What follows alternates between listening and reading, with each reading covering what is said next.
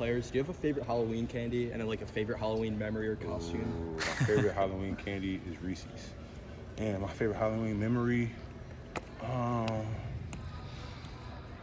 probably the other night. So like I'm going home for Halloween, but me and my girlfriend took pictures, and the costume pictures are gonna drop later. So be ready for those.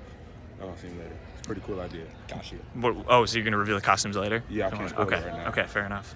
Tyler, when the run game has the game that y'all had against Missouri, what have y'all talked about this week in order to be able to build on this? Just understanding what we have to do in order to have success in a run game like that. Like it's hard to run the ball when you're in 1st and 20 because somebody jumped off sides, or when you're in 2nd and 10 because we didn't pick up any yards on the first play. So we just have to be mindful of staying ahead of the sticks to allow that run game to be able to build a rhythm and for us to have success like we did in the second half of Missouri. And for you had a lot of people have talked about your leadership over the past week. How do you plan on carrying that forward throughout the remainder of the season? Just understanding like what I learned about myself and this team. And what I learned is that I kind of took for granted how many young guys we have on the team, because the past 2 years I've been here, there were a lot of older guys. Like I was with guys like Javion Cohen, Emil Eki, or Darian Dalcourt. Last year I was with JC, Seth, Dalcourt, Fur, a lot of older guys in the room. So now that I am the older guy, I have to teach the younger guys how to become the older guy. So understanding that,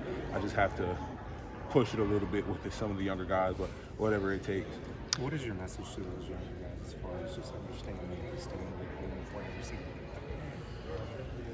Just how many people are counting on you. Like how many people like really love Alabama football. Like this is a community that, like no other. Like that's why I stayed. That's why it was a no-brainer for me to stay, because like I love it. I love Alabama so much because how many people love us, and like the community, the atmosphere that you get just like walking around, going to the store. Like everybody's rooting for you. So just think about them when you come, because you're playing for more than yourself. You're playing for your family, of course, and then you're playing for them. It's interesting you say that, because Kalen talked about discipline and penalties and how he sees in practice that everybody's trying really hard, but when bad things happen, not necessarily just putting them by the side and going on to the next thing. Do you wonder if sometimes there's a little bit of anxiety out there? You guys aren't playing as free as you want to? No, I disagree. There's no anxiety. If anything, it's just us being excited. I see that as excitement, and we're excited to tee off on the defensive line. So we just have to make sure that we're holding our water. So there's no anxiety at all. We're all playing fast, physical, and free. What has some of the leadership stuff kind of looked like this week with the bye week, just keeping everybody, still going, trying to push through, and then getting into LSU? Yeah, just reminding everybody that we only get so many opportunities to get better. We only get so many hours in a day to get better, and it would be a shame to waste them while we have so much time to focus on getting better, because a majority of our week we're focusing on scheme, how we're gonna run the ball against this, what checks we're gonna make in the pass game if we have this. Like there's not a whole bunch of time to work on technique. So now that we're in the bye week now and we have so much time to work on technique, that's what we need to be focusing on. So don't just go through the motions in this bye week. Really take advantage of the time. And I feel like as an offensive line, as a team, we've definitely taken advantage of that time.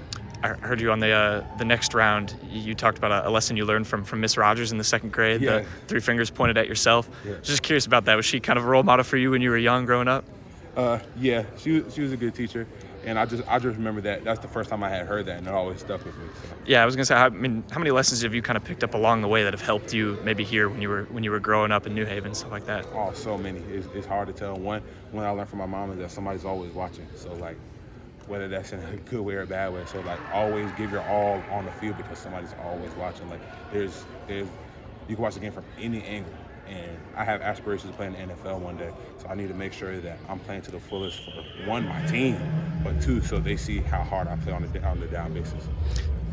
As you were growing up, you mentioned your mom. You had clearly Miss Rogers in the 2nd grade. I mean, who else was kind of a role model for you maybe growing up, that just helped you kind of develop into the man you are and the player you are? Oh, man, my Uncle Fox. That's my dog. He was my coach when I played junior Pee Wee, and he saw how good I was, and he didn't just treat me like I was any of the other kids. Like he was so hard on me. Like that's why I'm so accustomed to hard coaching. Like he got on me a lot. Like I would still make the play, but I wouldn't do things the right way. So that's when back in my defensive end days, like I wouldn't keep contained well. Sometimes I was crashing inside and just make the play. And he was like, "Look, Tyler, you got to stop doing that." He got on me a lot. So that was my first sense of hard coaching, and that's somebody I'm close with. Like really close whenever I need somebody to keep it real with me, that he's my first call. So Yeah, my Uncle Fox for sure. Was there any one moment with him that maybe stood out that you remember where you were like, either you thought you did something right and then he got on you, or maybe a lesson he taught you that was hard, made you run or something like that? I made a sack, but I came to the sideline expecting him to be excited. He was like, Tyler, you got to stop crashing in. You got to stop crashing in.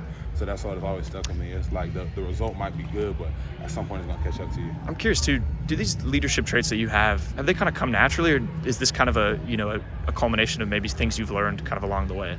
A bit of both. I've always been comfortable leading, but it's just things that I've learned from my parents, family, coaches like Uncle Fox. Just picking up everything from everyone, and then just like watching. I'm a big Steelers fan, so I just watching Steelers football, and also in the AFC North that's when I was growing up with Ray Lewis. He was a big leader, so just watching him and leaders like that. Troy Polamalu was a great leader. You elaborated to her earlier just the amount of opportunity the Tide have left. Can you just speak about what the message for the team will be in the final quarter of the season? You know, y'all got 4 games remaining left. Don't have to tell you, you pretty much know Martin and Eric Smalls. What is the message just around the building, or what's the message been over the bye week pretty much? Place to the standard has been the same message from the beginning. Like we can't be worried about the circumstance that we're in. Like we can't change that. What we can change is how we go forward and how we go 1-0, how we continue to play to the standard, and how in our mind, like it's a 1-game season. It's a 1-game season. We have to take advantage and win every game. That's our mindset. Tyler, as far as the jersey number you guys each pick out or end up with, like what does that mean to different guys in terms of their identity, and what does it mean to you when you have that number that kind of becomes yours? The number means a lot to a lot of guys. So I wore number 54 in high school, and that was due to I wore that. It was given to me my junior Pee Wee year, same year Uncle Fox coached me, and that's when I really fell in love with the game of football. That's when I knew like this is what I want to do for the rest of my life. So that number always stuck to me. And when I got here as a freshman, I was able to wear 54 in the spring, but Tyler Steen came over and he wore 54. So they gave that number to Steen, so I picked 52, and I love that number just because it represented like the new era of me, like the college version. You said that you kind of emphasize your leadership on the younger guys. Has there been a younger guy that you've noticed that kind of stepped up in leadership roles that you can see in the future?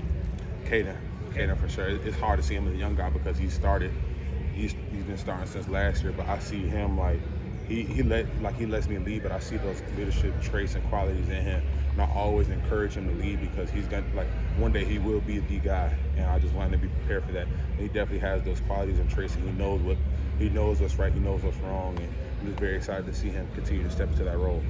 What do you remember about the atmosphere of Tiger Stadium, just having been there before? Oh man, it was super loud. It was raucous. Very it was very loud, and it was a great stadium. That's like stadiums like that are why you come play in SEC. You got any? At the very beginning of the game against Missouri, you got your helmet ripped off. There's a 15-yard penalty. Was there a lot of talking back and forth between you and that guy the rest of the game? Not necessarily. My job is to go dominate the man across from me, and that doesn't entail talking junk to him. I talk with my pads. What are some of the things you do to maybe combat not being able to hear the guy next to you? But Parker was saying like it got so loud in Tennessee that sometimes you couldn't even hear the guy literally right next to you. What do you do to kind of communicate? Is there body language? Is there? You just get super close, and just some hand signs that you develop through the week, like just in case of emergency, like stuff we joke about at dinner, what actually comes in handy during the game. So and that's all about chemistry. It's all about knowing the person that you're playing next to.